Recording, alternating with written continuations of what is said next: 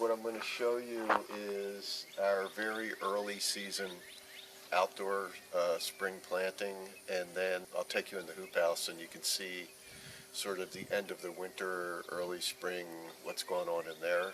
Most of what you're going to see outdoors is some root crops like radishes, beets, and turnips, and leafy greens, arugula, lettuce, and a lot of brassicas, kale, collards, cabbage, kohlrabi, and that type of crop.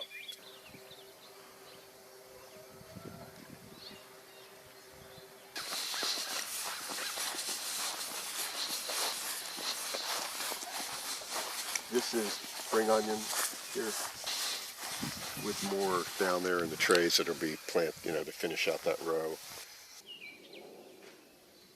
Is there challenges, because you're a CSA and you also supply restaurants, between having those two different kinds of clients? Yeah, it's actually complementary.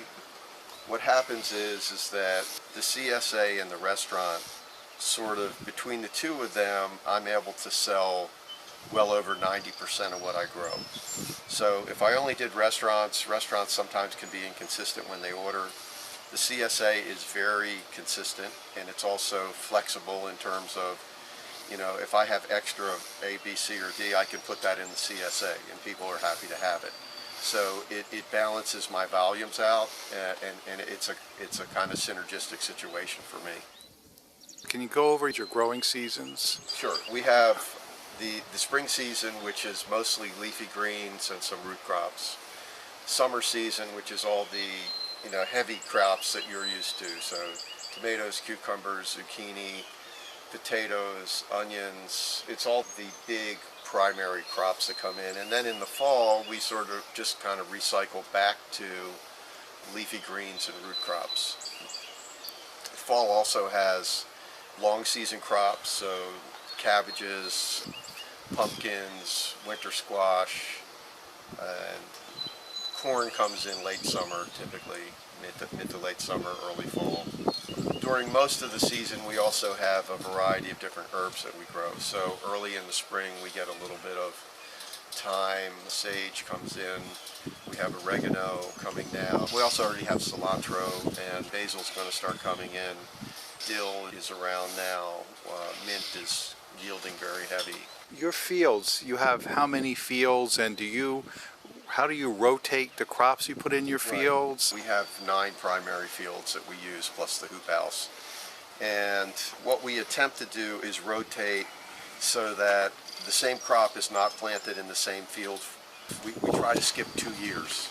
Sometimes we get 3 or 4, but we try to skip at least 2 years. And it's not that easy to do.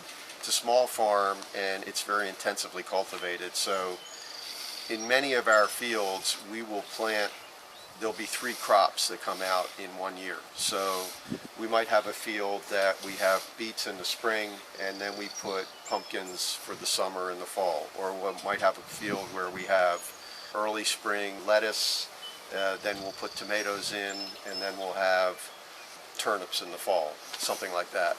In the hoop house, sometimes we are getting four crops out of each row in the hoop house. You built a small hoop house for what reason? Well, the smaller hoop house is really just a nursery. What that's for is to what's called harden off the plants in the spring. We start everything from seed. We start them indoors under lights. And when they come up, we move them into the small hoop house, which is cooler but not so cold that they won't survive. And that hardens the plants off and gets them ready to move out into the field. Following the early spring stuff like the kale, cabbage, collards, lettuce, then we'll have our tomatoes, peppers, and eggplant that we started indoors. We'll move that into the nursery, and then after the last expected frost date, we put those out in the field.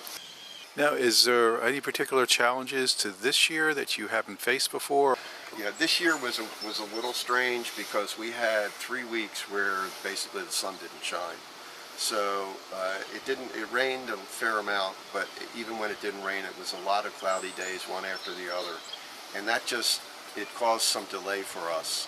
We probably are going to be, I would say, anywhere from 7 to 14 days later in the season with our first tomatoes, first peppers, first eggplant. It was fine for the leafy crops. They don't mind some shady days, and they're really, really prolific this spring. They look really beautiful.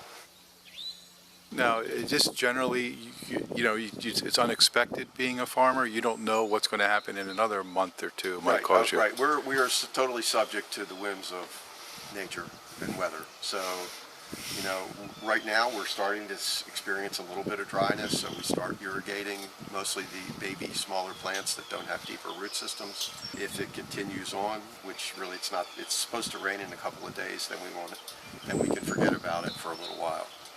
Almost always at some point in the summer we get into some heavy irrigation. Typically it's in late July or August.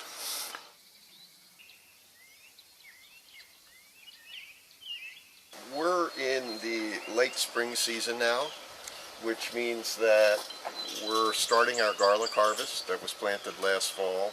Tomatoes are going to be coming in a few more weeks. There's a lot of cherry tomatoes over there, you can see. Our hoop house cucumbers are starting to yield over there. And we just have lots and lots of stuff. We have lots of sugar snap peas. The spring stuff is really coming in heavy. Like we have collards, kale, kohlrabi, really beautiful lettuce now, spring onions, radishes, turnips, and beets. Those are our main crops at this point. And in about 2 weeks, the summer stuff is going to start yielding. Our tomatoes are going to be getting ripe, and that's when everybody gets happy.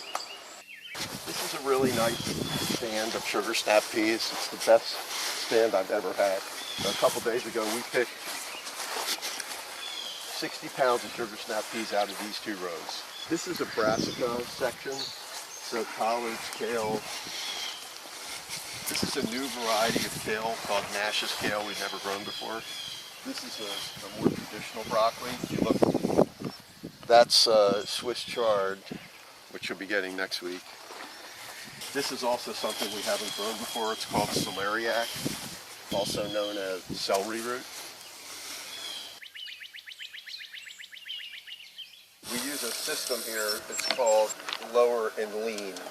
We've already started lowering and leaning, which is when the plant gets too tall, we take this, we unwind this a little, and we let the plant trail on the ground. And we just work our way all the way down, and the plant, and they'll come back up the other side. And the plant will ultimately be about 25 to 30 feet long by the end of the season. And you get, about every foot to foot and a half, you get, a bunch of tomatoes. Yeah. You have to. It's a lot of labor because you gotta prune every sucker. It's just one main stem, but it produces a lot. It's kind of a cool system.